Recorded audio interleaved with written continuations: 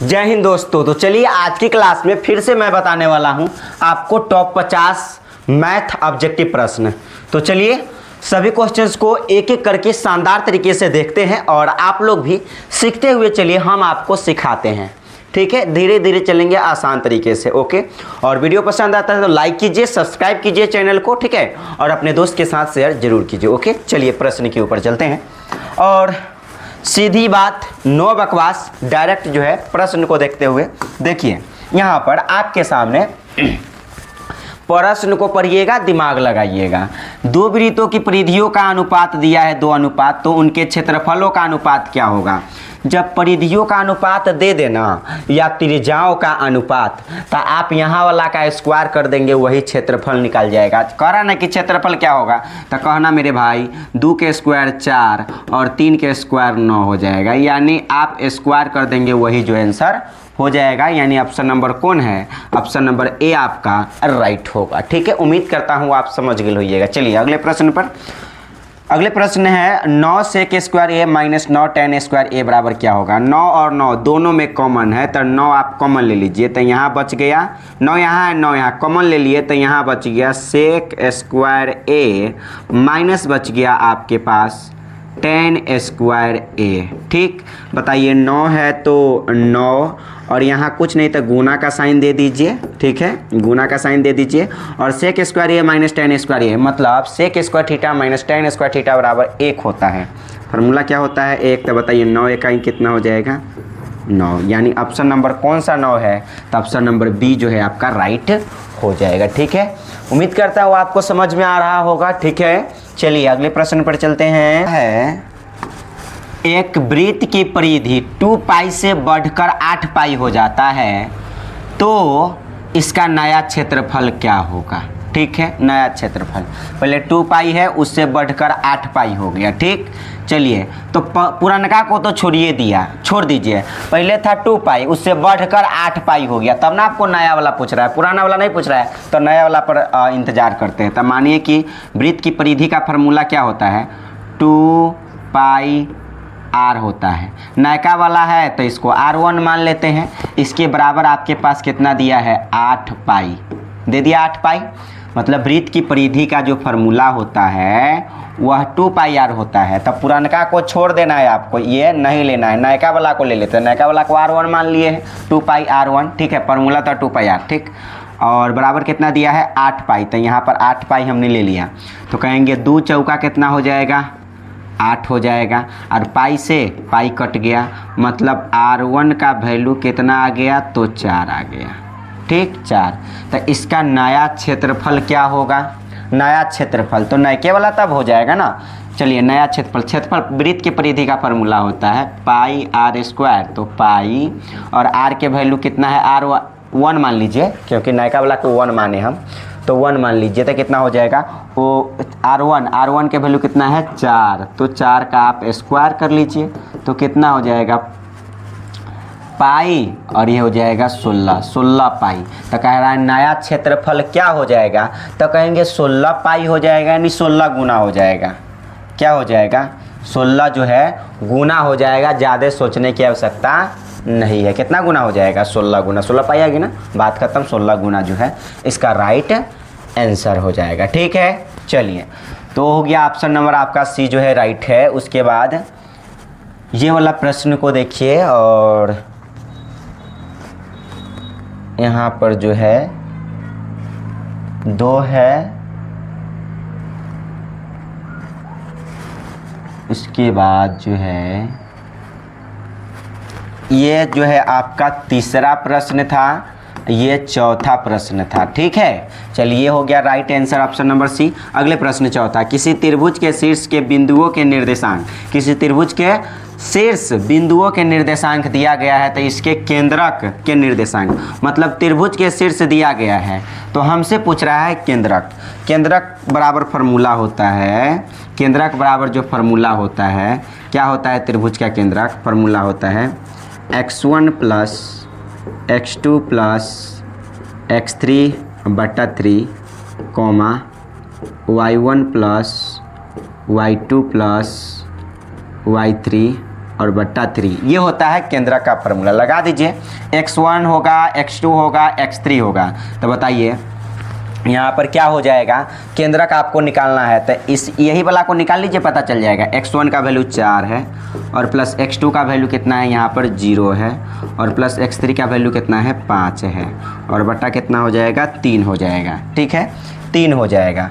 ठीक है, और कॉमा में आप यहाँ पर y1 का वैल्यू कितना है, 7, और प्लस y2 का वैल्यू कितना है, 5, प्लस y3 का वैल्यू कितना है, 3, और बट्टा में क्या हो जाएगा, बट्टा में जो है 3 हो जाएगा। ये फॉर्मूले होता है। चलिए यहाँ पर हो जाएगा 5 4 9, 5 4 9 और 9/3 हो जाएगा यहाँ पर 3 आराम से। देखिए 5 4 9, 9/3, 9/3, 3 तिहाई 9 नहीं कट जाएगा, 3 तिहाई 9 कट जाएगा। तो 3 कॉमा 7 5 12 और 3 15, 15/3, 15 और बट्टा 3, 3 5 15 कट जाएगा, 5 मरतबे। कितना मरतबे हो जाएगा, 5। तो ये हो जाएगा आपके पास 5। ये जो है आपका राइट आंसर है, यानी ऑप्शन नंबर कौन सा है, 3,5। तो ऑप्शन नंबर बी जो है आपका राइट आंसर है। ठीक है, तो उम्मीद करता हूँ क्वेश्चन नंबर 4 भी आप समझ गए होइएगा, और आपको जो है इस प्रकार से जैसे हम बना रहे हैं वैसे आपको बनाना है। ठीक है, चलिए अगले प्रश्न पर चलते हैं। ये रहा, यदि किसी रेखाखंड के एक छोर, एगो मान लीजिए एक रेखा है, ठीक है, जिसमें से कह रहा है एक रेखाखंड है ए बी रेखाखंड मान लेते हैं, एक रेखाखंड ए बी हो गया। एक छोर के निर्देशांक 4,-5 है। मान लीजिए एक है 4,-5, एक छोर का निर्देशांक दे दिया है। ठीक है, एक छोर का निर्देशांक 4,-5 है, और मध्य बिंदु कहने का मतलब बीच वाला बिंदु दे दिया आपके पास 0,0।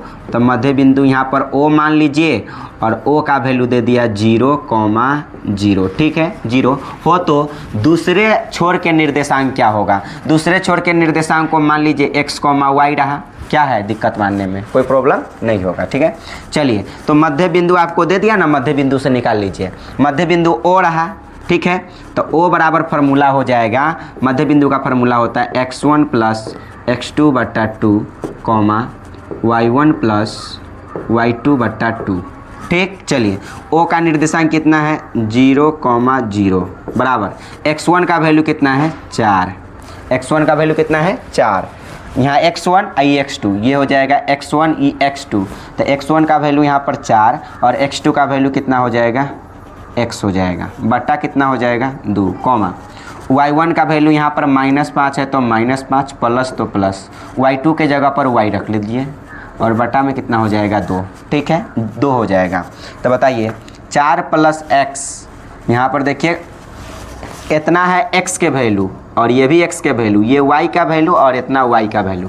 तो आप यहाँ पर समझे कि क्या आप x वाला के बराबर कर सकते हैं, हाँ बिल्कुल कर सकते हैं। तो कहेंगे 4 + x, इसके बटा में कुछ नहीं तो 1 मान लीजिए, 4 + x से 1 में गुना कीजिए तो कितना आएगा, 4 + x आएगा, 4 और प्लस x आ जाएगा, बराबर कितना हो जाएगा, इस 2 से इस 0 में गुना करेंगे, क्रॉस मल्टीप्लाई ऐसे, और मतलब इसके बटा में कुछ नहीं तो 1, 4 + x से 1 में गुना हुआ तो 4 + x, और 0 से 2 में गुना होगा तो 0 होगा। क्या होगा, 0 होगा। तो बताइए 0 से 2 में गुना कीजिए, 0 होगा। सेम उसी प्रकार से हाई 0 से हाई में गुना कर लीजिए। तो बताइए इसके बटा में कुछ नहीं तो 1, तो -5 और प्लस y मिलकर हो जाएगा, कितना हो जाएगा, 1 हो जाएगा। -5 और प्लस y से 1 में गुना करेंगे तो कितना आ जाएगा आपके पास, तो आपके पास आ जाएगा -5 और प्लस y बराबर क्या हो जाएगा, इस 2 से 0 में गुना करेंगे तो हो जाएगा 0। हो जाएगा कि नहीं, आराम से कहेंगे हाँ बिल्कुल हो जाएगा।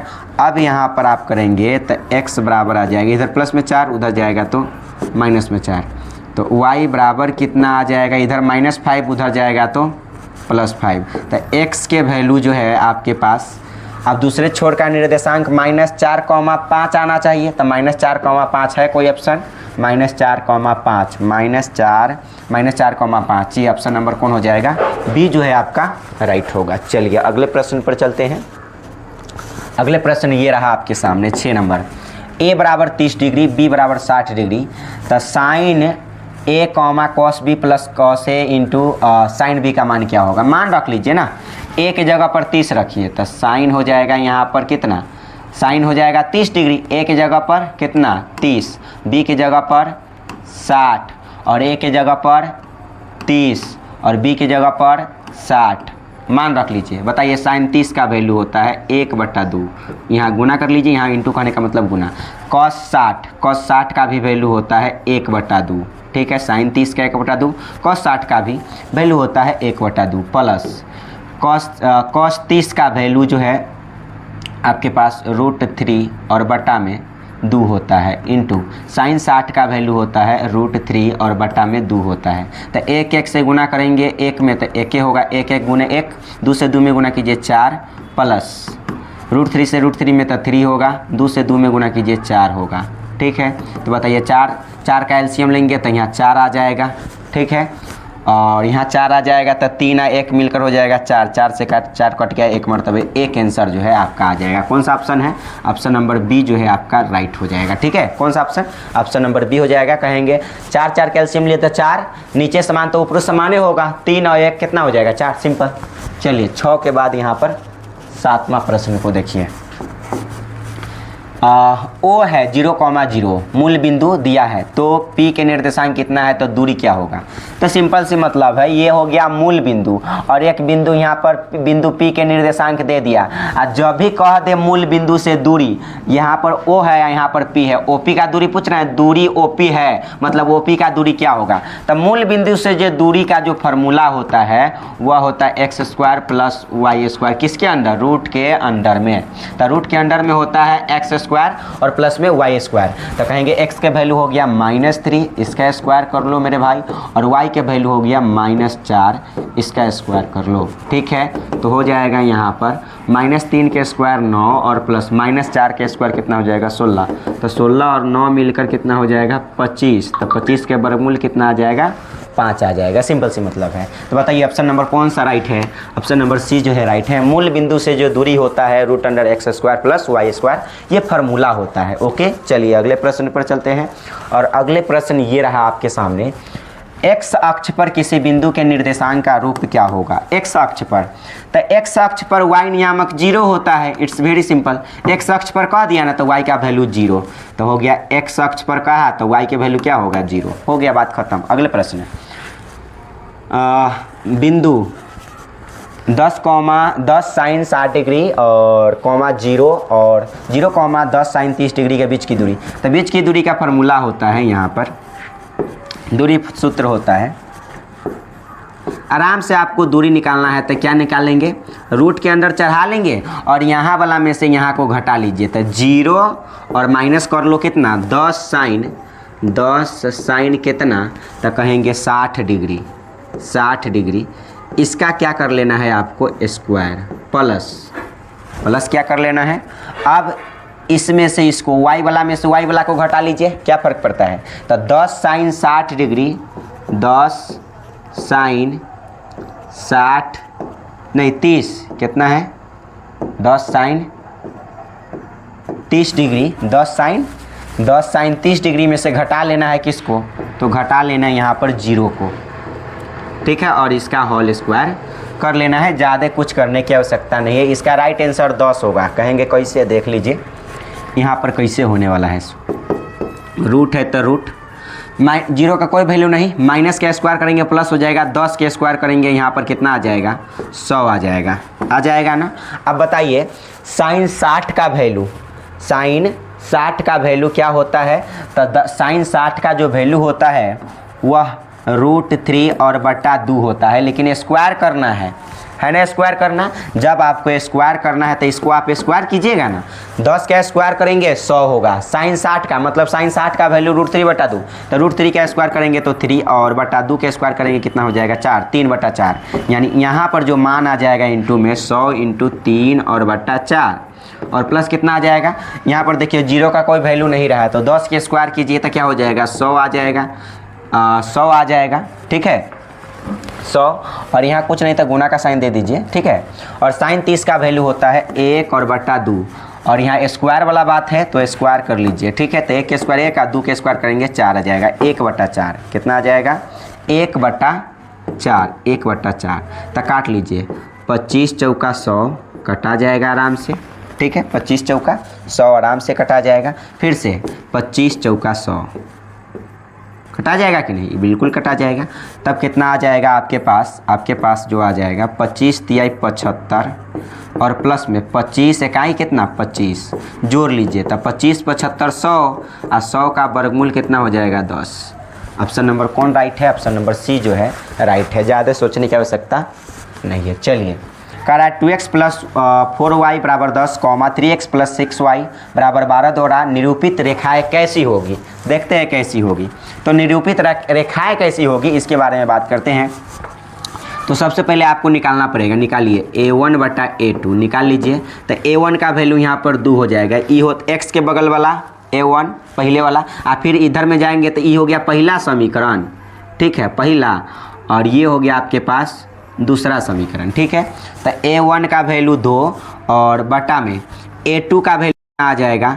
तो a1 का वैल्यू यहाँ पर 2, देखिए यहाँ पर हो जाएगा, ये होगा a1, ये हो जाएगा b1, ये हो जाएगा c1, और इसमें जाओगे मेरे भाई तो ये हो जाएगा, यहाँ पर हो जाएगा a1 b1, ये हो जाएगा c1, ठीक। चलिए सॉरी 2 यहाँ पर लगाइए, 2 हो जाएगा, ठीक है। चलिए मान रख लीजिए a1 बटा a2, तो a1 का वैल्यू 2 हो गया और a2 का वैल्यू क्या है 3 है, तो 2 बटा 3 आ गया। फिर निकालिए b1 बटा b2, तब पता चलेगा b1 का वैल्यू आपके पास 4 है, b2 का वैल्यू आपके पास 6 है। तो काटिए 2 दूना 4 और 2 तिहाई 6, कट गया 2 बटा 3। अब यहाँ पर c1 बटा c2 निकालो मेरे भाई। तो c1 का वैल्यू कितना है 10 है, c2 का वैल्यू कितना है 12 है। तो हो जाएगा काटिए अगर 2 से तो 2 पंचे 10 और 2 छक 12, यानी 5 और बटा 6। तो कहेंगे कि लास्ट वाला बराबर नहीं आया, कहेंगे ना कौन बराबर नहीं आया, c1 बटा c2। जब c1 मतलब ये दोनों आपस में बराबर है, a1 बटा a2, देखिए दोनों 2 बटा 3 आया ना, लेकिन c1 बटा c2 बराबर नहीं होता है, तो इस कंडीशन में कोई हल नहीं होता है। क्या होता है, कोई हल नहीं। और जब कोई हल नहीं होता है तो रेखा हो जाता है समांतर। रेखा कैसा हो जाता है, समांतर। तो बताइए कोई हल नहीं होने के कंडीशन में, देखिए ये बराबर नहीं ना है, और जब लास्ट c1 बटा c2 बराबर नहीं आए तो यहाँ पर होता है कोई हल नहीं, और कोई हल नहीं होता है तो रेखा क्या होता है, समांतर। बात है खत्म। आगे चलिए अगले प्रश्न को। यदि किसी घन के एक विकर्ण की लंबाई 8√3 है तो इसका प्रत्येक किनारा क्या होगा। मतलब किनारा कहने का मतलब भुजा पूछ रहा है, ज़्यादा कहने की आवश्यकता नहीं है। तो घन के विकर्ण का फॉर्मूला होता है √3 गुने भुजा, ठीक है। तो बताइए 8 और रूट कितना है 3, तो कहेंगे √3 से √3 गया बोरा में, a बराबर आ गया 8 सेंटीमीटर। ऑप्शन नंबर कौन हो जाएगा, बी जो है आपका राइट है, क्योंकि घन का विकर्ण होता है √3 गुने भुजा। घन के विकर्ण का फॉर्मूला क्या होता है, √3 गुने भुजा। विकर्ण दिया हुआ 8√3, बात खत्म। ये जो है आपका आंसर हो गया, a बराबर 8 सेंटीमीटर। यही जो है किनारा हो गया a, बात खत्म। चलिए 13 नंबर, एक घन का पृष्ठीय क्षेत्रफल 96 सेंटीमीटर स्क्वायर हो तो प्रत्येक किनारा क्या होगा। घन का दिया ना, तो घन का पृष्ठीय क्षेत्रफल का फॉर्मूला होता है 6 इंटू भुजा स्क्वायर, किनारा मिल जाएगा। और यहाँ पर दिया है 96, तो 6 से काट दीजिए, 16 मरतबे कट जाएगा, 16 6 96। तो यानी कि बताइए ए स्क्वायर, ये 16 किसका स्क्वायर हो सकता है, तो 4 का स्क्वायर। तो स्क्वायर से स्क्वायर कट गया, ए बराबर यहाँ पर 4। कौन सा ऑप्शन है, तो ऑप्शन नंबर जो है यहाँ पर ऑप्शन नंबर कौन सा, ए जो है राइट हो जाएगा 4 सेंटीमीटर, ठीक है। फार्मूला लगाइए ना, आराम से जो है आंसर आ जाएगा, ठीक है। चलिए अगले प्रश्न पर चलते हैं।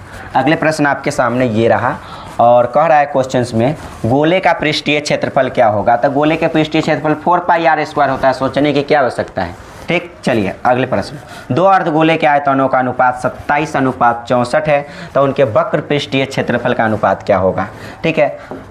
देखिए क्षेत्रफल हमेशा स्क्वायर में आता है, तो देखिए ये आयतन दिया है ना, तो इसको आपको क्यूब निकाल लेना पड़ेगा। तो बताइए 27 किसका क्यूब होगा, 3 का, और 64 किसका क्यूब होगा, 4 का। तो 3:4 हो गया। अब क्षेत्रफल कह रहा था इसका स्क्वायर कर दीजिए, तो 3 के स्क्वायर कितना हो जाएगा, 9 हो जाएगा, अनुपात 4 के स्क्वायर 16, तो 9:16। कौन सा ऑप्शन है, ऑप्शन नंबर बी जो है आपका राइट, ठीक है।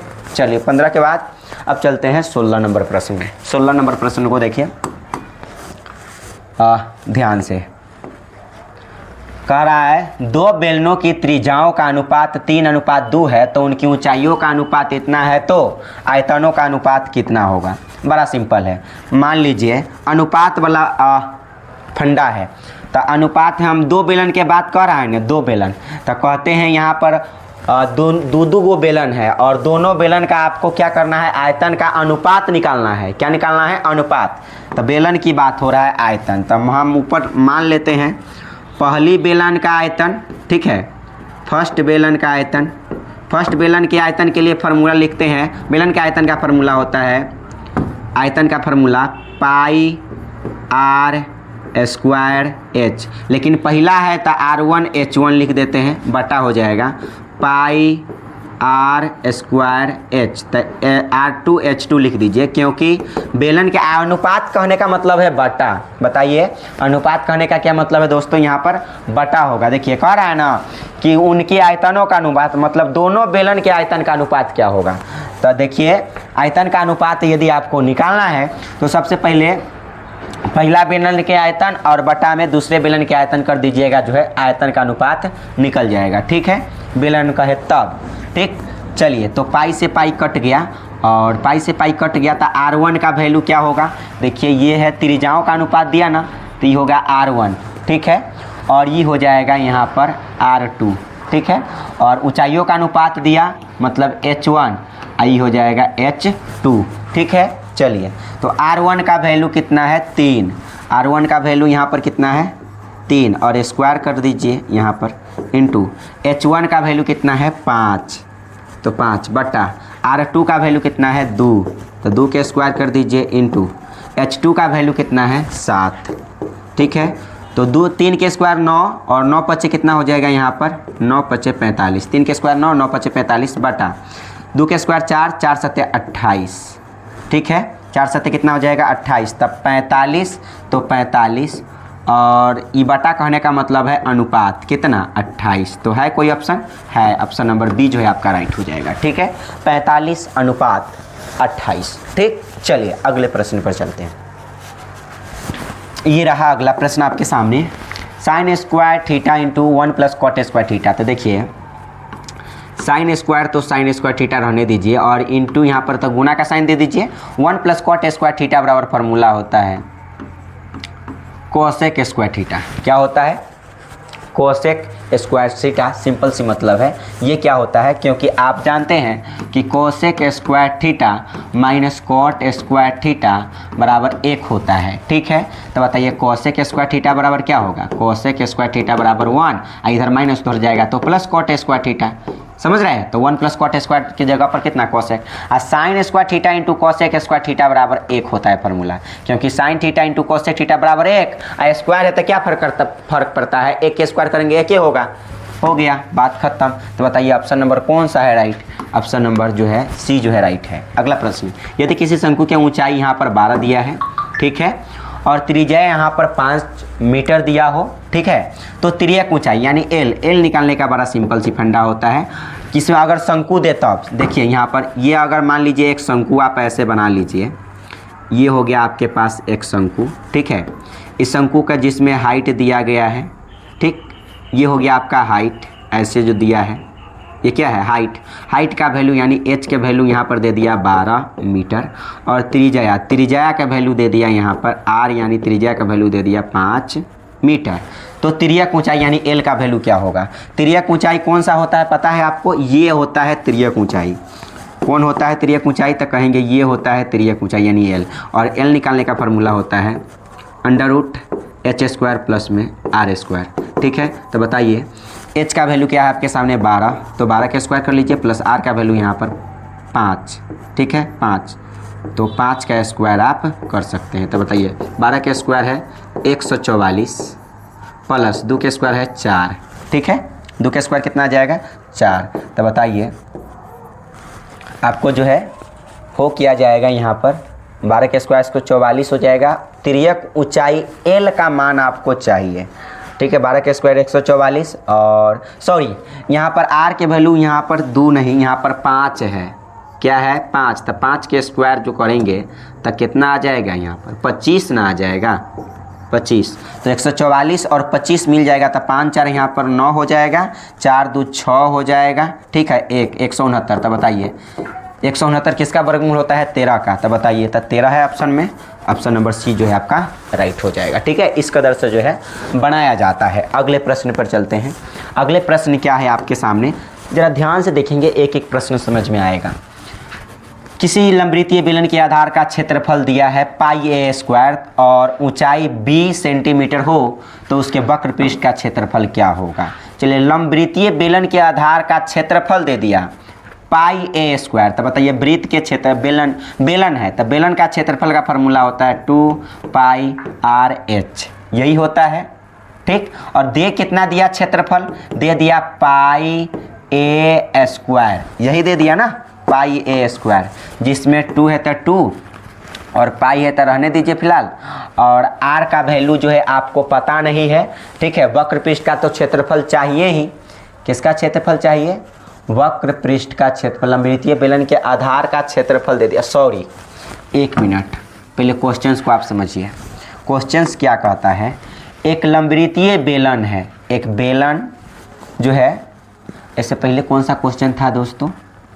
शंकु वाला बात था, ठीक है। और यहाँ पर देखिए, ये प्रश्न है, एक लंबवृत्तीय बेलन का, मान लीजिए एक बेलन ऐसा रहा होगा,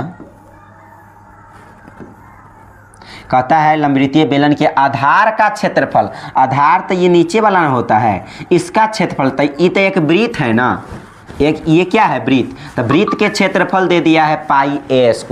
क्या दे दिया है? πa²। तो बताइए, वृत्त का क्षेत्रफल का फार्मूला होता है πr²। इसका वैल्यू कितना दिया है? πa²। ठीक है, πa² सेंटीमीटर में। तो बताइए, पाई से पाई गायब हो गया, पाई से पाई गायब हो गया, तो और ये स्क्वायर से स्क्वायर गायब हो गया। तो बताइए, r का वैल्यू कितना हो गया? a आ गया। ठीक है, और ऊंचाई आपके पास कितना दे दिया है? 20 सेंटीमीटर हो। ठीक है, आधार का क्षेत्रफल इतना और ऊंचाई, मतलब इस बेलन की ऊंचाई यानी हाइट दिया गया है। कितना दे दिया है हाइट? तो हाइट आपके पास दे दिया है b। h का वैल्यू कितना दे दिया है? b दे दिया है। ठीक है, और त्रिज्या यानी ये क्या है? त्रिज्या कहने का मतलब r का वैल्यू क्या है? a है ना ये। चलिए, सब चीज़ का वैल्यू मिल गया। मान रखिए, उनके वक्र पृष्ठ का क्षेत्रफल। अब इस बेलन के वक्र पृष्ठ का क्षेत्रफल का फार्मूला क्या होता है? तो याद रखें, बेलन के वक्र पृष्ठ का क्षेत्रफल का फार्मूला होता है 2πr/h। तो 2 पाई है तो पाई रहने दीजिए, r के जगह पर यहाँ पर रख दीजिए a, h के जगह पर यहाँ पर रख लीजिए b। तो है कौन ऑप्शन? 2πab, 2πab है यहाँ पर सेंटीमीटर स्क्वायर। ऑप्शन नंबर जो b जो है आपका राइट होगा। ठीक है, चलिए अगले प्रश्न पर चलते हैं। ये रहा आपके सामने प्रश्न, x tan 45 डिग्री, और तो x का मान निकालना है। चलिए, x है तो x रहने दीजिए, और tan 45 का वैल्यू होता है 1, यहाँ गुना का साइन है तो गुना का साइन दीजिए, और cos 60 का वैल्यू होता है 1/2 बराबर sin 60 का वैल्यू होता है √3/2 इंटू cot 60 का वैल्यू होता है cot 60 है ना, देखिए, तो cot 60 का वैल्यू होता है यहाँ पर √3। क्या हो जाएगा? √3, क्योंकि tan 1/1 और बटा √3। cot 60 है ना, cot 60 का वैल्यू क्या होता है? 1/√3 था, √3 से √3 कट गया। ठीक है, दो आमने सामने है, काट सकते हैं, यानी सिंपल सी मतलब है x बराबर कितना आएगा? 1 आएगा। कौन सा ऑप्शन होगा? सी। देखिए, x से 1 में गुना करो 1 में तो x से आएगा और बराबर 1, बात रहे खत्म। 2 से 2 कट गया, सामने सामने √3 से √3 कट गया, x बराबर 1 आंसर। ठीक, चलिए अगले प्रश्न पर चलते हैं। और अगले प्रश्न आपके सामने क्या है वो देखिए ज़रा ध्यान से। ये प्रश्न रहा आपके सामने, cot 3x, और फिर भी हमें x का मान निकालना है। मान रखिए, ज़्यादा कुछ करने की आवश्यकता नहीं है। cot है तो cot रहने दीजिए फिलहाल में, और 3x है तो 3x भी रहने देते हैं। ठीक है, हमको x का मान चाहिए, कोई बात नहीं, 3x और बराबर sin 45 का वैल्यू कितना होता है? तो कहेंगे sin 45 का वैल्यू होता है 1/√2 इंटू cos 45 का भी 1/√2 प्लस cos 60 का 1/2 होता है। तो बताइए, cot यहाँ 3 और x बराबर कितना √2 और √2 से √2 में गुना कीजिए तो क्या हो जाएगा, केवल और केवल 2 हो जाएगा। 1 से 1 में गुना कीजिए 1 प्लस 1/2 हो जाएगा। ठीक है, तो आ जाएगा कॉट और यहाँ पर कितना आ जाएगा 3x बराबर 2 के एलसीएम लीजिए 2 और 1 मिलकर हो जाएगा 2 से 2 कट गया 1 मरतबे, तो हो जाएगा कॉट 3x और बराबर यहाँ पर 1 आ जाएगा। ओके, कहेंगे कॉट है तो कॉट रहने दीजिए, 3x तो 3x भी रहने दीजिए। कॉट कितना डिग्री का मान 1 होता है, तो कहेंगे कॉट 45 डिग्री का मान 1 के बराबर होता है। तो कॉट से कॉट कट गया तो हो गया 3x बराबर 45, 3 से कट जाएगा कितना मरतबे 15 मरतबे, तो हो जाएगा x बराबर 15 डिग्री। कोई ऑप्शन है, कहेंगे हाँ है। कौन सा ऑप्शन है, ऑप्शन नंबर सी जो है आपका राइट है। तो उम्मीद करता हूँ आपको जो है ये प्रश्न बिल्कुल जो है समझ में आ गया होगा। ठीक, चलिए ये हो गया और ये हो जाने के बाद अब अगले प्रश्न पर चलिए। अगले प्रश्न ये रहा, cos theta plus sec theta बराबर 4, तो cos square theta plus sec square theta का वैल्यू क्या होगा। अगर इसका मान निकालेंगे तो ये फार्मूला होता है, एगो फार्मूला होता है a square plus B square बराबर फार्मूला होता है a प्लस बी का whole square minus 2ab minus 2a और b 2ab, ये फार्मूला होता है। ठीक है, A square plus B square बराबर ए प्लस बी के होल स्क्वायर माइनस 2ab, ये फार्मूला होता है। चलिए फार्मूला बैठाइए, तो इसकी जगह पर बैठा दीजिए। कहेंगे ए के वैल्यू इसको, बी के वैल्यू इसको, तो A square plus B square, तो A square plus B square कहने का मतलब है cos theta plus sec theta है ना, ए प्लस बी का होल स्क्वायर माइनस 2, ए के वैल्यू यहाँ पर कितना हो जाएगा, तो ए के वैल्यू यहाँ पर क्या मानेंगे ए और बी, तो ए के वैल्यू यहाँ पर cos थीटा हो जाएगा, cos थीटा और इंटू में क्या हो जाएगा यहाँ पर सेक थीटा, इंटू में सेक थीटा। तो कहेंगे इतना का वैल्यू क्या है, तो इतना का वैल्यू है 4 है ना, cos theta plus sec theta का वैल्यू कितना है 4, तो रखिए 4 स्क्वायर है स्क्वायर बराबर नहीं माइनस, क्या है माइनस तो माइनस 2 और cos theta into sec theta बराबर होता है 1, होता है ना, फार्मूले होता है sec theta into cos theta बराबर 1, फार्मूला है एक दूसरे के यहाँ पर गुणनफल वाला में व्युत्क्रम उल्टा वाला गुणनफल। ठीक है, तो cos theta into sec theta बराबर 1 होता है, 1 रख लिए। अब करेंगे तो आपके पास कितना आ जाएगा, कहेंगे 4 के स्क्वायर 16 और माइनस 2 इकाई 2, घटा करके कितना आ जाएगा 14। कौन ऑप्शन है, कहेंगे हाँ ऑप्शन नंबर सी जो है आपका राइट होगा। ठीक है, चलिए अगले प्रश्न पर।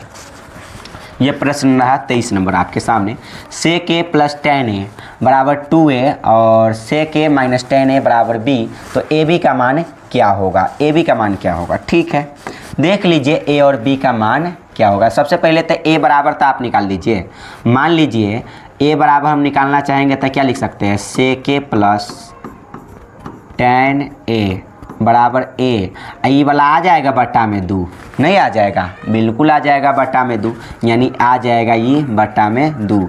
और यहाँ पर तो है ही सेक ए माइनस tan a बराबर b, मतलब b के वैल्यू ये इतना रहा टोटल। ठीक है, ए के वैल्यू ये रहा टोटल। ठीक है, तो ए और बी का मान आपको निकालना है ए इंटू बी, तो मान रख दीजिए ना, ए और बी के जगह पर क्या फ़र्क पड़ता है, आ जाएगा। ए और बी के जगह पर मान रख दीजिए। ए का वैल्यू क्या है आपके सामने, ए का वैल्यू है आपके सामने सेक ए प्लस tan a और बट्टा में क्या हो जाएगा यहाँ पर 2, और यहाँ कुछ नहीं तो गुना का साइन है, तो गुना का साइन आप दे सकते हैं। ठीक है, और ए के वैल्यू ये रहा और बी के वैल्यू कितना है, sec A minus tan a, sec A minus tan a। ठीक है, अब इसका मान निकाल लीजिए, यहाँ समान यहाँ समान यहाँ समान यहाँ समान, अंतर प्लस माइनस का है, इसके बराबर direct formula a plus B into A minus B बराबर फार्मूला होता है A square minus B square. A square कहने का मतलब है sec square A minus B square कहने का मतलब है tan स्क्वायर ए। ठीक, और बट्टा में क्या हो जाएगा 2, तो बताइए सेक square A minus tan square ए बराबर फार्मूला होता है 1 और बट्टा में 2, 1/2। कोई ऑप्शन है, कहेंगे हाँ है, ऑप्शन नंबर सी जो है आपका राइट हो जाएगा, ज़्यादा सोचने की आवश्यकता नहीं है। चलिए अगले प्रश्न पर चलते हैं। अगले प्रश्न ये रहा आपके सामने, सेक 60 डिग्री, तो बताइए सेक 60 डिग्री का वैल्यू क्या होता है, cos 60 का जो है 1/2 होता है, तो sec 60 का cos का उल्टा होता है sec, तो sec 60 का बताइए, अगर हम cos 60 का वैल्यू देखते हैं तो 1/2 होता है, इसका उल्टा क्या होता है sec, तो बताइए sec 60 का वैल्यू क्या हो जाएगा, 2 ऊपर और 1 नीचे, बटा में 1 के वैल्यू नहीं करते हैं, इसका मतलब 2 हो जाएगा। ऑप्शन नंबर कौन सा, बी जो है राइट है। चलिए 25 नंबर प्रश्न, a + b बराबर 90 डिग्री, तो cot a का वैल्यू क्या होगा, cot a का वैल्यू क्या होगा। इट्स वेरी सिंपल कि a + b बराबर कितना दिया है 90 डिग्री, तो बताइए इसका वैल्यू आपसे पूछा जा रहा है। तो cot थीटा बराबर एगो फार्मूला होता है tan 90 डिग्री और माइनस थीटा, थीटा के जगह पर क्या है, थीटा के जगह पर a है, ठीक a है, तो कहेंगे tan है तो tan, और 90 डिग्री का 90 डिग्री के वैल्यू कितना है यहाँ पर a + b है ना, 90 डिग्री के जगह पर रख दीजिए a + b, तो a और प्लस b और माइनस क्या है a, ठीक है, तो ये प्लस में ये माइनस में ये कट गया, तो कहेंगे आपके पास हो जाएगा tan, यहाँ पर क्या हो जाएगा b, तो tan b, तो tan b कौन सा ऑप्शन है, ये जो है आपका राइट आंसर है। तो प्लस माइनस कट गया, ये प्लस में ये माइनस में कट गया, तो यहाँ पर बच गया b, tan से b में गुना करो tan b, तो हो जाएगा tan b, ऑप्शन नंबर कौन सा है, सी जो है आपका राइट आंसर है। चलिए अगले प्रश्न पर चलते हैं। अगले प्रश्न जो है आपका क्या है, यदि cos थीटा बराबर 13, तो cosec थीटा बराबर क्या होगा, cosec थीटा बराबर क्या होगा। तो सबसे पहली बात कि ये क्या चीज़ का वैल्यू होता है, तो आप जानते हैं ये b होगा और ये h होगा, क्योंकि फार्मूला होता है cos थीटा बराबर b/h, तो b और h का वैल्यू आ गया, तो cosec थीटा का वैल्यू आपको निकालना है। तो सबसे पहले तो यहाँ पर p निकाल लीजिए ना, p निकालने का फार्मूला होता है h² माइनस में b², माइनस में क्या हो जाएगा b², तो बताइए h का वैल्यू कितना है 13, तो 13 का स्क्वायर माइनस b के वैल्यू कितना है 12, तो 12 का स्क्वायर, ओके, 13 का स्क्वायर कितना हो जाएगा 169 माइनस 144 घटा लीजिए, तो घटा लेंगे तो 169 में से 144 तो 25 बचेगा, अब 25 का वर्गमूल कितना आ जाएगा 5 आ जाएगा, आ जाएगा कि नहीं 5 आ जाएगा, बिल्कुल जो यहाँ पर 5 आ जाएगा, ठीक। चलिए अब कह रहा है cosec थीटा का मान क्या होगा, तो cosec थीटा बराबर फार्मूला होता है h/p, तो h के वैल्यू कितना है, तो h के वैल्यू यहाँ पर 13 है, बटा p के वैल्यू कितना है, तो p के वैल्यू यहाँ पर 5 आया है, तो 13/5 कौन सा ऑप्शन है, ऑप्शन नंबर बी जो है आपका राइट है। चलिए 27 नंबर, 4 tan थीटा बराबर 3, तो cos² theta plus sin² theta का वैल्यू क्या होगा, तो बताइए यहाँ पर करेंगे tan थीटा बराबर क्या आ जाएगा, tan थीटा बराबर ये 3 है तो 3 और ये 4 कहाँ आ जाएगा नीचे में, तो tan थीटा बराबर इतना आ गया, ठीक है। तो बताइए ये क्या चीज़ का वैल्यू है, तो कहेंगे ये p का वैल्यू है, ये क्या चीज़ का वैल्यू है, ये b का वैल्यू, tan थीटा बराबर फार्मूला होता है p/b, तो बताइए यहाँ पर आपको h निकालना है, तो h निकालने के लिए फार्मूला होता है √p² प्लस b², तो बताइए p के वैल्यू कितना है 3 है, तो 3 के स्क्वायर प्लस b के वैल्यू कितना है 4 का स्क्वायर, ठीक, 3 के स्क्वायर कितना होगा 9 प्लस 4 के स्क्वायर कितना होगा 16 और 9 मिलकर हो जाएगा 25 के वर्गमूल यहाँ पर 5 आ जाएगा, ठीक है। अब जो है pVH का वैल्यू मिल गया, तो अब निकालना है आपको cos² theta plus sin² theta, तो बताइए इतना का वैल्यू आपको चाहिए, तो cos² थीटा, तो cos थीटा बराबर फार्मूला होता है b/h, b और बट्टा h, इसका स्क्वायर कर लो और प्लस है तो प्लस कर लो, sin थीटा बराबर फार्मूला होता है p और बट्टा h, इसका स्क्वायर है तो स्क्वायर कर लो, ठीक है मेरे दोस्त, यहाँ पर स्क्वायर कर लीजिए। b का वैल्यू कितना है, तो b का वैल्यू यहाँ पर 4 है तो रख लीजिए 4 और बट्टा h का वैल्यू कितना है 5 तो रख लीजिए 5 और स्क्वायर है तो स्क्वायर कर लीजिए, प्लस है तो प्लस, p का वैल्यू कितना हो जाएगा 3 तो यहाँ पर हो जाएगा 3 और बट्टा h का वैल्यू कितना आ जाएगा, h का वैल्यू यहाँ पर 5, यहाँ पर मान रखिए स्क्वायर कीजिए, आंसर जो है आ जाएगा बिल्कुल, ठीक है। तो यहाँ पर आ जाएगा 4 चौका 16, 5 पंचे 25 प्लस 3 के स्क्वायर 9 और 5 के स्क्वायर 25, तो 25 के एलसीएम लेंगे 25 आ जाएगा और 16 और 9 मिलकर कितना हो जाएगा 25, क्योंकि देखिए नीचे सेम है ना 25 तो 25 के एलसीएम 25 और 16 9 हो जाएगा 25, कट जाएगा एक मरतबा, यानी एक आंसर कौन सा ऑप्शन है, एक आंसर कौन सा ऑप्शन है 27 का, तो कहेंगे ऑप्शन नंबर जो है बी आपका राइट है, ठीक। चलिए 27 के बाद ये 28 नंबर प्रश्न, 28 नंबर प्रश्न आपके सामने है, x का मान यहाँ पर क्या होगा, x का मान क्या होगा, तो देखिए cot² है तो cot² थीटा रहने दीजिए, ठीक है रहने दीजिए कोई बात नहीं है। अब यहाँ पर देखिए यहाँ सेम, यहाँ सेम, यहाँ सेम, यहाँ सेम, अंतर माइनस प्लस का, तो इसके लिए फार्मूले हो जाता है, क्या हो जाता है फार्मूला, इस साइड वाला के स्क्वायर माइनस इस साइड वाला के स्क्वायर। तो बताइए ये हो जाएगा सेक स्क्वायर थीटा और माइनस में 1, क्योंकि इसका स्क्वायर कीजिए सेक स्क्वायर माइनस 1 का स्क्वायर कीजिए 1 आएगा, तो हो जाएगा सेक स्क्वायर थीटा माइनस 1 बराबर x। ठीक है, आपको x का मान निकालना है। तो बताइए कॉट स्क्वायर थीटा, यहाँ कुछ नहीं था, गुना का साइन दे दीजिए, सेक स्क्वायर थीटा माइनस 1 बराबर फार्मूला होता है tan स्क्वायर थीटा, क्या होता है tan स्क्वायर थीटा और बराबर x। तो कहेंगे फार्मूला होता है tan theta into cot theta बराबर 1, और 1 के स्क्वायर कीजिए क्या होगा, यानी x बराबर 1। कौन सा ऑप्शन है, ऑप्शन नंबर बी जो है आपका राइट है। ठीक है, tan theta into cot theta बराबर 1 होता है, 1 के स्क्वायर कीजिए 1 होगा, सिंपल। चलिए अगले प्रश्न पर 29 नंबर, किसी मीनार की ऊंचाई 35 मीटर है, किसी मीनार की ऊंचाई 35 मीटर है, एक मीनार ले लीजिए, एक मीनार, इसकी ऊंचाई है 35 मीटर, ओके 35 मीटर, मीनार की ऊंचाई 35 मीटर। जब सूर्य का उन्नयन कोण 45 डिग्री हो तो मीनार की छाया की लंबाई जमीन पर क्या होगा, मतलब इस छाया की लंबाई आपसे पूछ रहा है किस पर, जमीन पर। ठीक है, तो छाया की लंबाई को मान लेते हैं x, और उन्नयन कोण कितना दे दिया है यहाँ पर 45 डिग्री, हमेशा यहाँ पर नीचे बनता है उन्नयन कोण 45 डिग्री। तो बताइए फार्मूला, जिसके सामने डिग्री बनता है उसके सामने p होता है, फार्मूला होता है तो हो गया p कहने का मतलब लंब। तो बताइए डिग्री के सामने यहाँ पर p हो गया, और ये क्या हो जाएगा, यहाँ पर b हो जाएगा, सिंपल सी मतलब ये 90 डिग्री बनेगा इसमें, तो ये हो जाएगा h का वैल्यू। तो जो प्राप्त है वही से ना हमें निकालना है, ये p है या ये b है। तो बताइए p और b किस में होता है, tan में, कितना डिग्री में, 45 डिग्री में। तो tan 45 डिग्री बराबर फार्मूला, यानी tan थीटा बराबर फार्मूला होता है p बटा b। p के वैल्यू यहाँ पर 35 है तो 35, और बटा b के वैल्यू कितना है, यहाँ पर x है।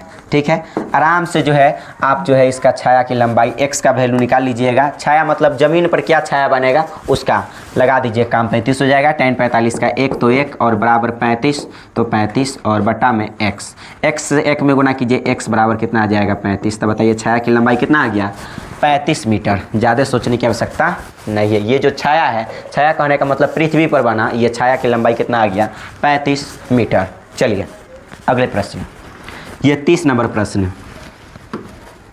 किसी ऊर्ध्वाधर स्तंभ, स्तंभ मतलब वही मीनार, मतलब एक खड़ा मीनार है, ओके खड़ा, एक किसी ऊर्ध्वाधर मतलब खड़ा मीनार की ऊंचाई जमीन पर, ऊंचाई, ये ऊंचाई जमीन पर उस स्तंभ की छाया की लंबाई की 1/√3 गुनी हो तो सूर्य का उन्नयन कोण क्या होगा। देखिए क्या कहता है कि ऊर्ध्वाधर मतलब, ऊर्ध्वाधर कहने का मतलब खड़ा, स्तंभ की ऊंचाई जमीन पर उस स्तंभ की छाया की लंबाई की 1/√3 गुनी हो।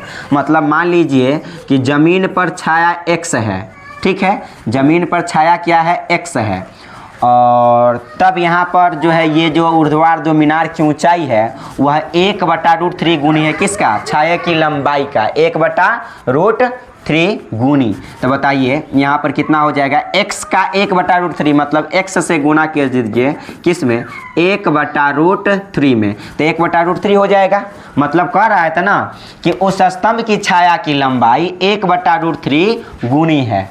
स्तंभ है, स्तंभ की छाया की लंबाई, पहले ध्यान से पढ़िए, यदि किसी ऊर्ध्वाधर मतलब खड़ा स्तंभ की ऊंचाई, स्तंभ की ऊंचाई जमीन पर उस छाया की लंबाई की 1/√3 गुनी हो, तो जमीन पर x है तो ऊंचाई कितना हो जाएगा, एकड़ गुना 1/√3 गुनी x। ठीक है, तो बताइए हमसे पूछ रहा है कि सूर्य का उन्नयन कोण क्या होगा, मतलब यहाँ पर थीटा का वैल्यू क्या होगा। तो बताइए थीटा के सामने वाला tan में रिलेशन होगा, tan थीटा, ये दोनों प्राप्त है, ये दोनों में क्या रिलेशन होगा, tan थीटा बराबर फार्मूला होगा p बटा b। तो p के वैल्यू आपके पास कितना है, 1/√3x, और बटा में क्या है, यहाँ पर x है, ठीक x है। तो कहेंगे आपके पास क्या आ जाएगा, तो कहेंगे ये जो आ जाने वाला है tan थीटा, तो tan थीटा रहने दीजिए, क्या फ़र्क पड़ता है, और बराबर ओके। जैसे कैसे कटेगा ध्यान से समझिए, 1/√3x तो 1/√3x, ठीक x है तो x, और इसके बटा में कुछ नहीं तो 1 होगा, ठीक है 1 होगा, तब पलटेगा तो 1 ऊपर और x नीचे, x से x कट गया। तो बताइए tan तो tan, थीटा तो थीटा बराबर 1/√3 किसका मान होता है, तो कहेंगे tan 30 डिग्री का वैल्यू होता है 1/√3। tan से tan कट गया, थीटा बराबर 30 डिग्री। यानी यही जो है उन्नयन कोण कितना डिग्री आ गया, 30 डिग्री। कोई ऑप्शन है?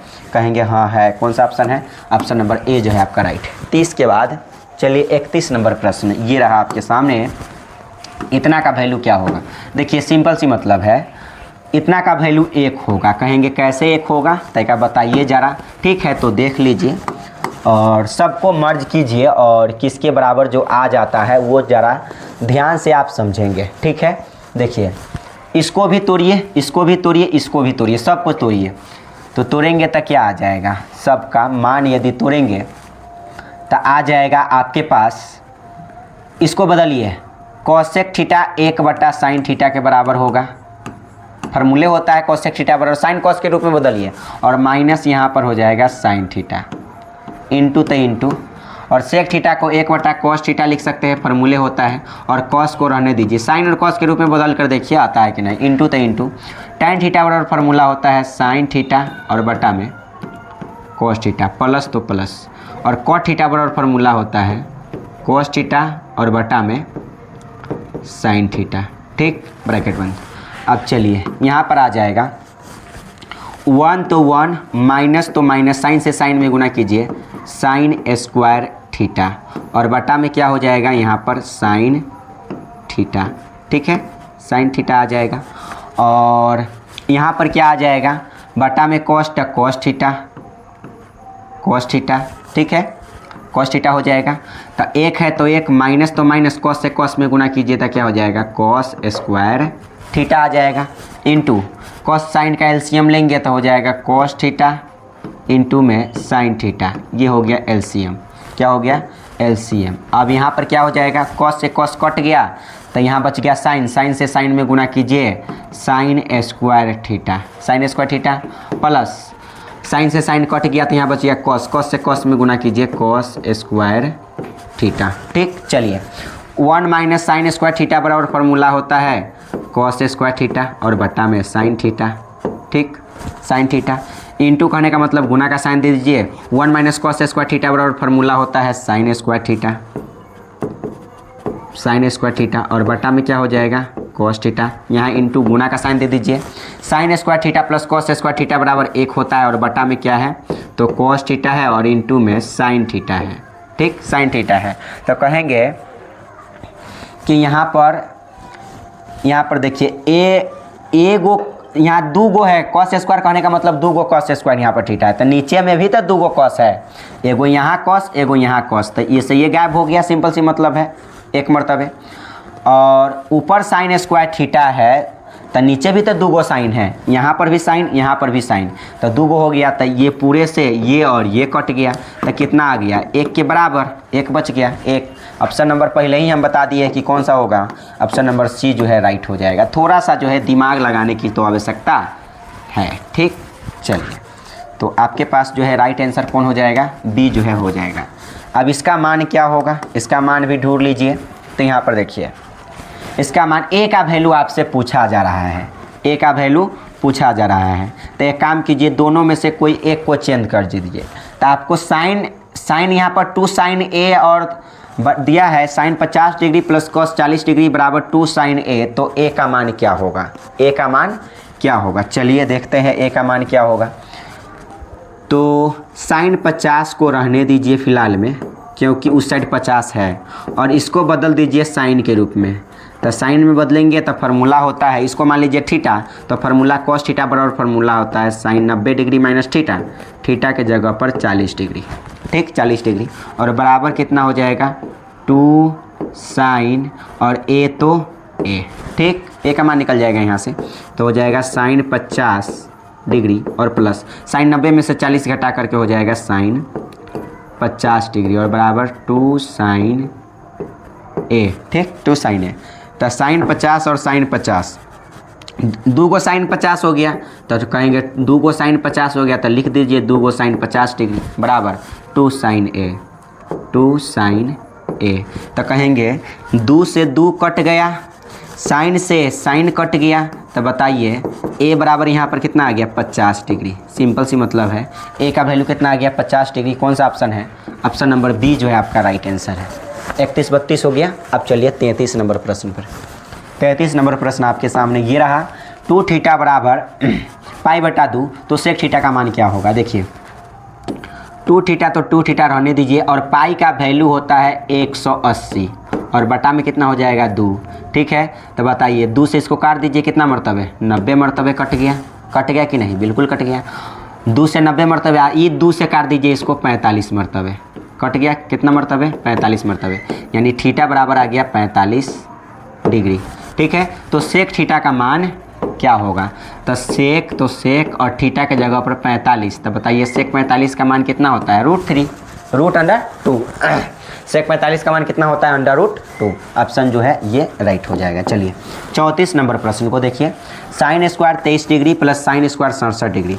तो सिंपल सी मतलब है कि ये 23 और 67 जोड़ दो मेरे भाई, तो कितना हो जाएगा 90 हो जाएगा। 23 और 67 को 90 हो जाएगा, और एक दूसरे के यहाँ पर पूरक वाला है, तो इसका मान सिंपल सी मतलब है 1 आना है। ठीक है, यहाँ पर भी कॉस स्क्वायर, और यहाँ पर क्या है कि यहाँ पर कॉस स्क्वायर 13 डिग्री और कॉस स्क्वायर 77 डिग्री, 77 और 13 जोड़ेंगे तो यहाँ पर 90 हो जाएगा। ये दोनों को मर्ज करेंगे तो 1 आ जाएगा। सिंपल सी मतलब है, क्या आ जाएगा 1। तो 1/1 कहने का मतलब यहाँ पर 1 आ गया, तो इस पूरे का मतलब है 1। इस पूरे का मतलब क्या है, इस पूरे का मतलब हो गया 1। ठीक, तो याद रखेंगे, इसके जगह पर आप 1 लिख सकते हो, प्लस है तो प्लस दे दीजिए, क्या फ़र्क पड़ता है। अब देखिए यहाँ पर sine square 59 degree, sine square 59 degree, और प्लस में क्या हो जाएगा, देखिए यहाँ साइन है ना, 59 और 31 को जोड़ेंगे तो 90 पुर जाएगा। सिंपल सी मतलब है, पुर जाएगा ना 90। तो यहाँ पर आप आराम से इसको आप तोड़ लीजिए तो आराम से आंसर आ जाएगा। तोड़िए, कॉस 59 रहने देते हैं, कॉस 59 डिग्री, और इसको बदल दीजिए कॉस में। कॉस कितना हो जाएगा 90 डिग्री, और माइनस फार्मूला होता है साइन थीटा बराबर formula cos 90 degree minus theta, theta के जगह पर 31, तो कॉस 90 डिग्री और माइनस 31 डिग्री। ठीक, 31 डिग्री, तो हो क्या जाएगा आपके पास प्लस में।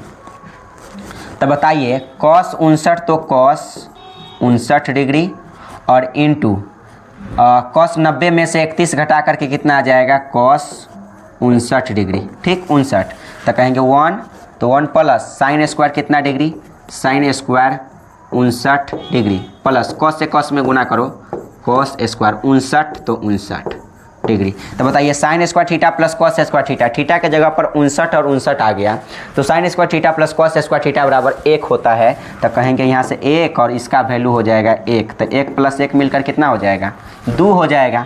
और ये कौन सा ऑप्शन है 2, तो कहेंगे ऑप्शन नंबर बी जो है राइट है।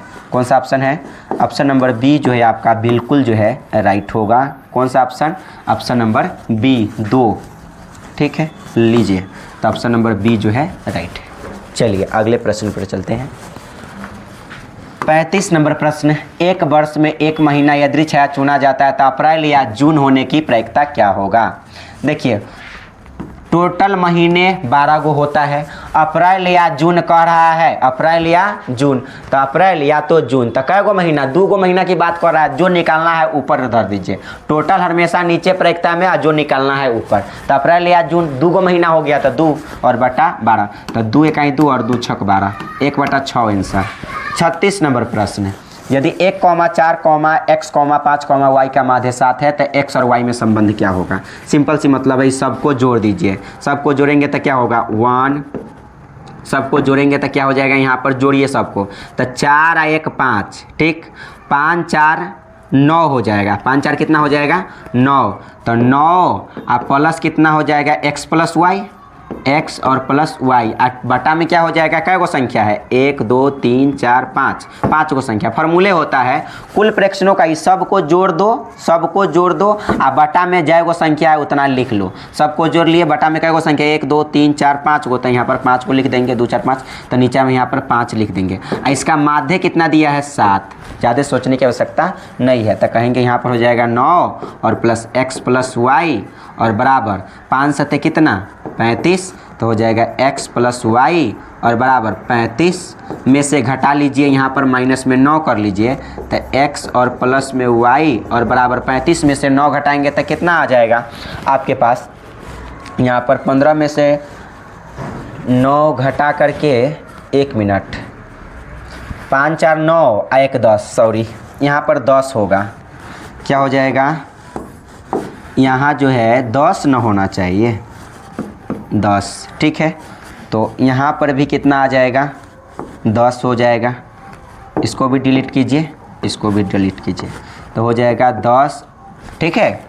और इधर प्लस में 10, उधर जाएगा तो माइनस में 10, घटा लीजिए। 35 में से 10 घटा कर को हो जाएगा 25, ठीक है।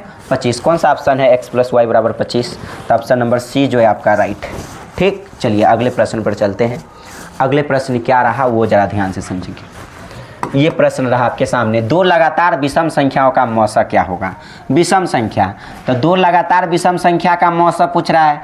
तब पहली हो गया 1 हो गया विषम संख्या, फिर हो गया 3 विषम संख्या। तो 1 और 3 का यहाँ पर क्या कह रहा है कि मौसा, तो 1 को लिख सकते हैं 1 × 1, 3 को लिख सकते हैं 3 × 1, 3 × 1। अब मौसा कहने का मतलब HCF, HCF कहने का मतलब जो दोनों में समान मिले, दोनों में समान क्या मिला, 1, क्या हो जाएगा 1, ऑप्शन नंबर बी जो है राइट हो जाएगा, ठीक है। दोनों में 1 1 मिल गया ना। HCF कहने का मतलब है हाईएस्ट कॉमन, मतलब दोनों में क्या कॉमन है, वही हो गया, काम खत्म। 38 नंबर, यहाँ पर देखिए, यहाँ पर क्या कह रहा है, यदि Q एक धनात्मक पूर्णांक है तो निम्नलिखित में से कौन धनात्मक विषम पूर्णांक है।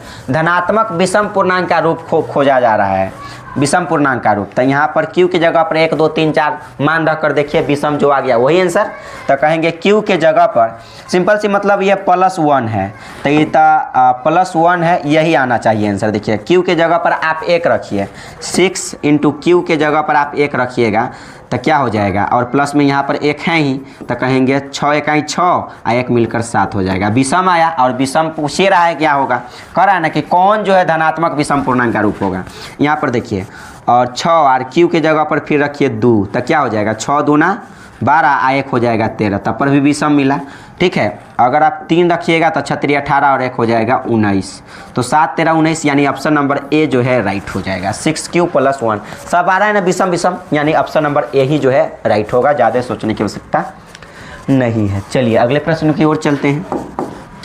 भाग एल्गोरिथम A = BQ + R, जिसमें B बराबर यहाँ पर दिया है 61 और Q = 27 तथा R = 32, तो A का मान क्या होगा। चलिए मान रख दीजिए ना सबको, A का वैल्यू आपसे पूछा जा रहा है, तो A बराबर B की जगह पर कितना रख देंगे 61, यहाँ कुछ नहीं था, गुना का साइन दे दीजिए, और Q की जगह पर 27 प्लस R का वैल्यू यहाँ पर 32, तो क्या हो जाएगा, कहेंगे गुना कर लीजिए। तो गुना करेंगे आपके पास तो कितना आ जाएगा, तो गुना कीजिए, तो 61 से आपको गुना करना है इसमें, 61 और इंटू 27, तो कहेंगे 1 7 7 7 6 42 42, 2 1 2 और 6 दूना 12, तो हो जाएगा 7 और 2 2 यहाँ पर 4 हो जाएगा, 4 और 2 6 हो जाएगा, और 1 हो जाएगा 1647 और प्लस इसमें ऐड कर दीजिए कितना 32, तो 1600 यहाँ पर 47 आया था, और प्लस यहाँ पर कितना है 32, तो 32 जोड़ लीजिए, 7 और 2 9 है कौन ऑप्शन, 7 2 9, 4 और 3 7, ठीक है, और यहाँ पर 1679 कौन सा ऑप्शन है, ऑप्शन नंबर ए जो है आपका राइट हो जाएगा, ठीक है। चलिए अगले प्रश्न पर चलते हैं। अगला प्रश्न ये रहा आपके सामने, यदि 2 संख्याओं का मौसा 25 और लौसा 50 है तो संख्याओं का गुणनफल क्या होगा। एकदम आसान है ये क्वेश्चन। गुणनफल का संख्याओं का गुणनफल फार्मूले होता है पहली संख्या गुने दूसरी संख्या बराबर HCF गुने LCM, ये फार्मूला होता है। तो पहली संख्या गुने दूसरी संख्या बराबर HCF गुने LCM। तो HCF का वैल्यू कितना दिया है, तो HCF का वैल्यू यहाँ पर 25 दिया है, और LCM का वैल्यू कितना दिया है 50, तो हो जाएगा 2 संख्याओं का गुणनफल, यहाँ गुना कर लीजिए, 25 पंचे 125, 125 1250 आंसर। कौन सा ऑप्शन है 1250, ऑप्शन नंबर ए जो है राइट आंसर है, ठीक है। चलिए अगले प्रश्न पर, P/2 के पावर n इंटू 5 के पावर m के रूप में 0.105 को लिखा जा सकता है। हाँ बिल्कुल लिखा जा सकता है, लिख दीजिए। तो कहेंगे और दशमलव को उड़ाते हैं तो 1 बैठाते हैं, और दशमलव के बाद जितने अंक है वो उतना 0 बैठाते हैं। ठीक है। तो यहाँ पर तो ये तो ठीक है था, इसको हम क्या लिखे थे, 105 को आप लिख सकते हैं 3 और गुने 5 और गुने 7, 3 5 15, 15 से 105 और बटा 1000 को तोड़ लीजिए, 1000 को तोड़ लीजिए तो 2 से 2 पंचे 10 और यहाँ पर 500 हो जाएगा। फिर 2 से 2 दूना 4, 2 पंचे 10, यहाँ 0 हो जाएगा, ठीक। फिर 2 से 2 इकाई 2, 2 दूना 4, 2 पंचे 10, ठीक। फिर यहाँ पर 5 से लगा दीजिए तो 5 दूना 10, 5 पंचे 25, फिर यहाँ पर 5 से लगा दीजिए 5 पंचे 25, ठीक है। तो कहेंगे 2 कै गो 3 गो, 2 गो है, 2 कै गो है 1 2 3 गो तो 2 के पावर 3 इंटू 5 कै गो है 1 2 3 तो 5 के पावर 3, 5 के पावर 3। लेकिन यहाँ पर देखिए कुछ कटने वाला है, कहेंगे हाँ बिल्कुल है। तो देखिए 5 एगो कटेगा, एगो कटेगा तो यहाँ पर कै गो 5 बच जाएगा 2 गो, यहाँ नीचे 5 3 गो है तो एगो कट गया तो क्या बच जाएगा 2 गो। तो 7 3 कितना हो जाएगा 21 अब बटा 2 के पावर 3 और इंटू 5 के पावर 2। कौन ऑप्शन है, 2 के पावर 3, 2 के पावर 3 और 5 के पावर 2 के पावर 3 है, 2 के पावर 3 है यहाँ पर और 5 के पावर 2, यानी ऑप्शन नंबर कौन सा है, ऑप्शन नंबर सी जो है राइट हो जाएगा। यहाँ स्क्वायर इसलिए बचा क्योंकि एगो कट जाएगा 5, एगो 5 कट जाएगा, यहाँ पर 3 गो है, 3 गो में एगो कट्टम कुट्टम हो जाएगा, ठीक है। तो ये हो गया ऑप्शन नंबर सी जो है राइट हो जाएगा। 41 के बाद चलिए 42 नंबर प्रश्न को 15 दहाई 150, 150 का वर्गमूल आप नहीं निकाल सकते हैं, यानी अपरिमेय संख्या है। आगे 156 बराबर 2 के पावर x गुने 3 के पावर y प्लस गुने 13 के पावर z हो तो x plus y plus z का वैल्यू कितना होगा। तो 156 को यहाँ पर आप तोड़ दीजिए, 2 सते 14, 2 अठे 16, 2 तिहाई 6 और 2 नमा 18, फिर यहाँ पर 3 से काटिए, 3 इकाई 3 और 3 तिहाई 9, ठीक। ये हो गया। तो कहेंगे 2 कै गो है, तो कहेंगे 2 कै गो है 2 गो, यानी x के जगह पर 2 इंटू 3 कै गो है 1 गो, तो यानी y के जगह पर 1 और इंटू 13 कै गो है 1 गो तो 1। अब सबका मान लिख लिए, तो x के जगह पर आ गया 2 तो रख लीजिए 2 प्लस y के जगह पर 1 तो 1 प्लस z के जगह पर कितना 1 हो गया। तो 2 1 3 1 4, ऑप्शन नंबर कौन है, ऑप्शन नंबर ए जो है राइट हो जाएगा। सबको तोड़ लीजिए और इसका x प्लस वाई जेड का वैल्यू निकाल लीजिए, क्या फ़र्क पड़ता है। ओके चलिए अगले प्रश्न पर चलते हैं।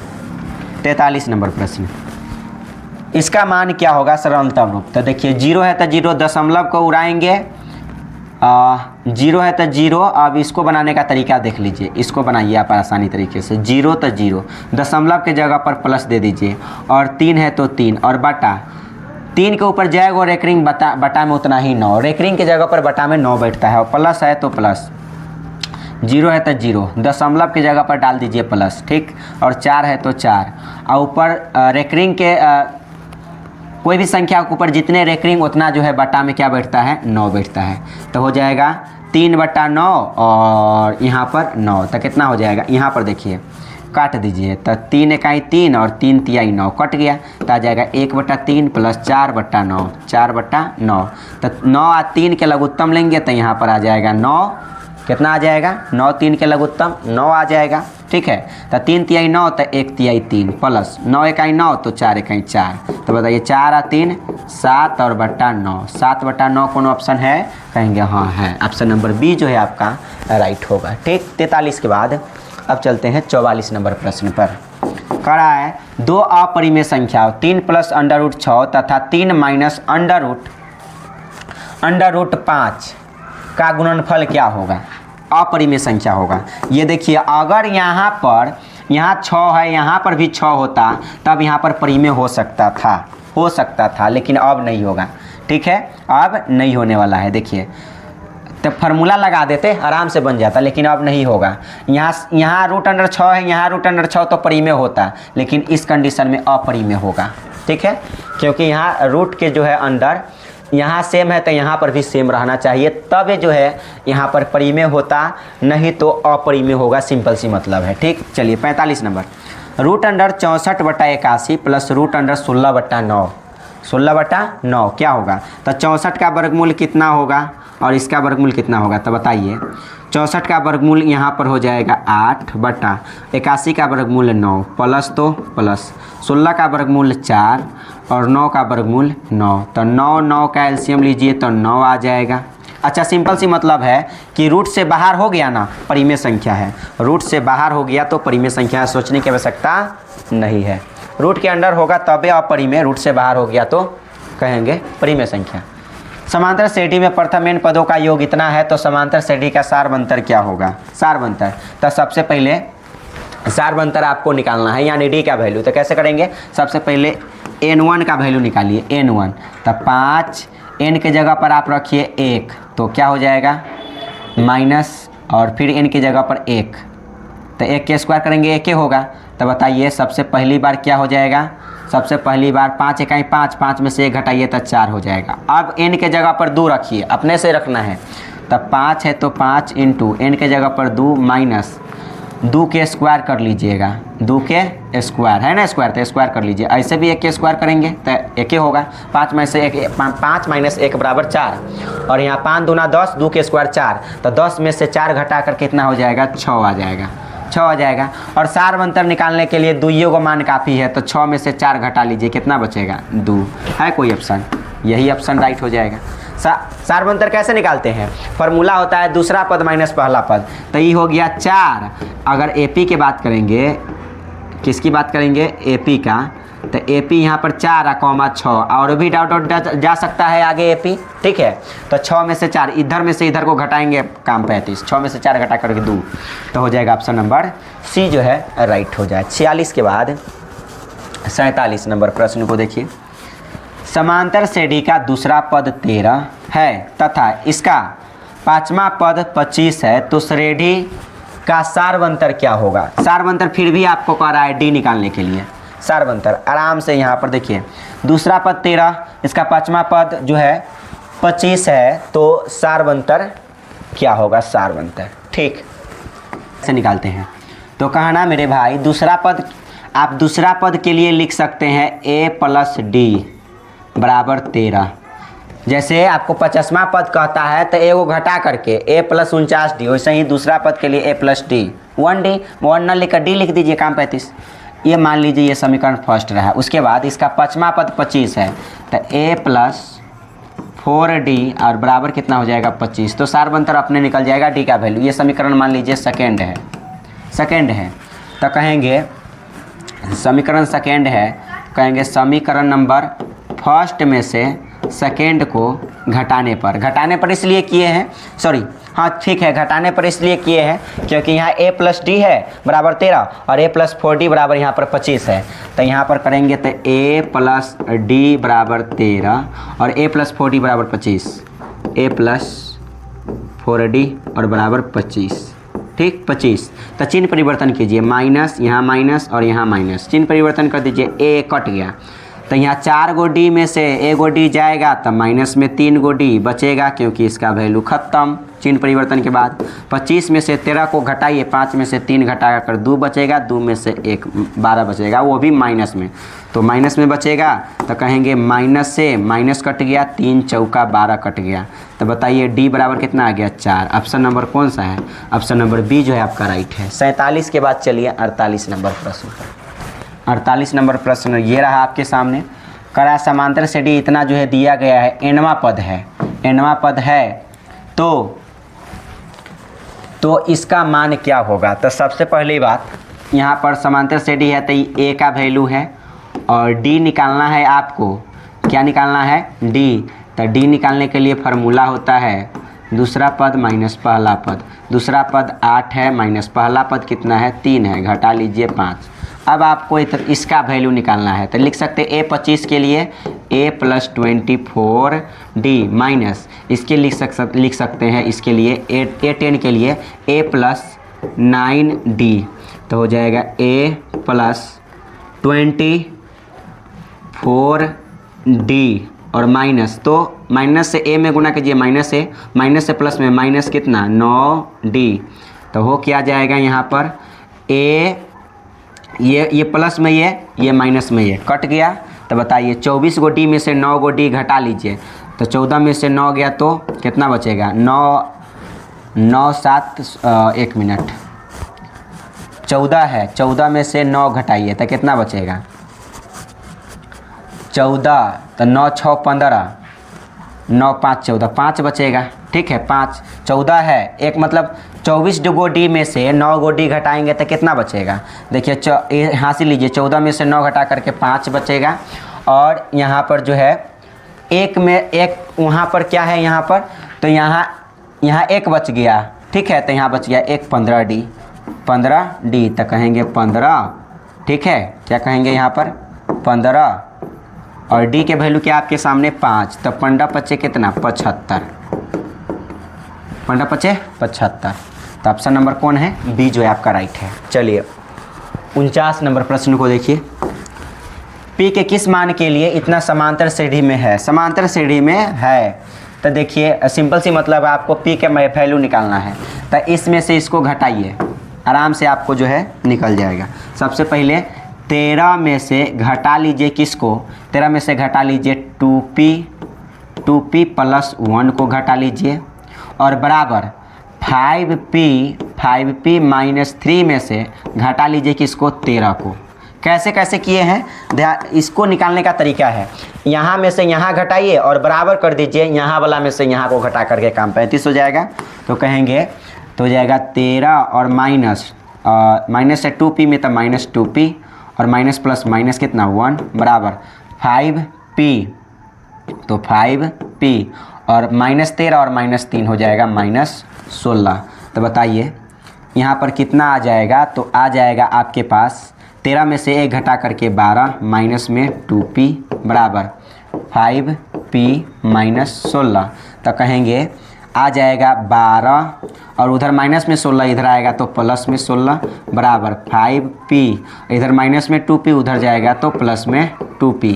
तो बताइए 12 गो और 16 गो कै को हो जाएगा 28 गो, बराबर 5 और 2 हो जाएगा 7p, 5 गो p और 2 गो p मिलकर 7 गो p, 7 चौका कितना हो जाएगा 28। तो p बराबर कितना आ जाएगा? p बराबर यहाँ पर 4 आ जाएगा, यानी ऑप्शन नंबर कौन है 4? तो ऑप्शन नंबर बी जो है आपका राइट आंसर है। ठीक, पी का वैल्यू कर रहा था आपके पास, ये जो है आंसर आ गया। चलिए 50 नंबर, निम्नलिखित में से कौन सी संख्या किसी घटना की प्रायिकता नहीं हो सकती? चलिए प्रायिकता का मान आप लोग समझ ले कि प्रायिकता का जो मान होता है आपका वह 0 से पहली बात बड़ा होता है या 0 के बराबर होता है, और 1 से यहाँ पर छोटी होती है, 1 से छोटा क्या होता है? 1 से छोटा। प्रायिकता का मान 1 से छोटा यानी 1 डबल होना चाहिए। ठीक है, यानी 1 से छोटा होता है प्रायिकता का मान या तो 1 के बराबर। तो बताइए इसके अनुसार से ये तो 0.6, ये तो 0 है, ठीक है 0.6 है, तो है यहाँ पर 0 से 12, 0.6 0 से 12, ठीक है, ये तो प्रायिकता का मान होगा ही। करा कौन नहीं हो सकता? तो 1.5। तो बताइए 1 से तो छोटा ना आना चाहिए, तो 1.5 1 तक हो सकता था, लेकिन 0.5 कहाँ से? तो यही जो है प्रायिकता का मान नहीं होगा, राइट ऑप्शन जो है आपका यही हो जाएगा। ठीक है, चलिए अब हो गया ये पूर्ण तरह से समाप्त। ठीक है, उम्मीद करता हूँ आपको वीडियो अच्छा लगा होगा और समझ गए होइएगा, और समझते हुए चलिए एक एक को आप धीरे धीरे बिल्कुल क्लास देखिएगा, धीरे धीरे सब समझ में आ जाएगा। ठीक है, सो फिर मिलते हैं अगले वीडियो में। ठीक है, और आप लोग अच्छे से पढ़ाई करते रहिए। ओके, जय हिंद, जय भारत।